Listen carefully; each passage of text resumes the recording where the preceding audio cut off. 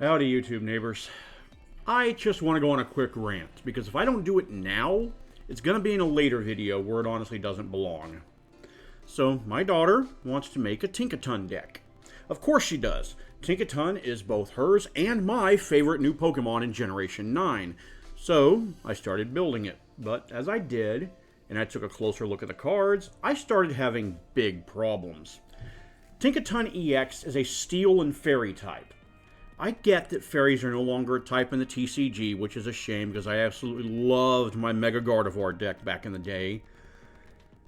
But why is Tinkaton a Psychic type? Now, I get that most fairies have been relegated to their subtypes for the Psychic type, but Steel does still exist in this game, and it's currently underserved when compared to the presently bloated room that Psychic types take up in the meta design space. Even her Wild Terra type in the game isn't Psychic, it's Dark, which also exists in the TCG. So, if that's not bad enough, take a look at her weakness.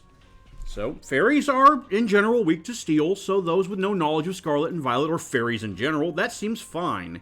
But Tinkaton's secondary typing makes her not weak to Steel. You know what she is weak against? Fire, which, once again, is directly represented in the TCG. And it's not just an EX problem, it's every other version of Tinkaton as well. There's a term for this in the game design world. Ludonarrative dissonance. Ludonarrative dissonance takes place when the narrative told in the story differs from that in the gameplay.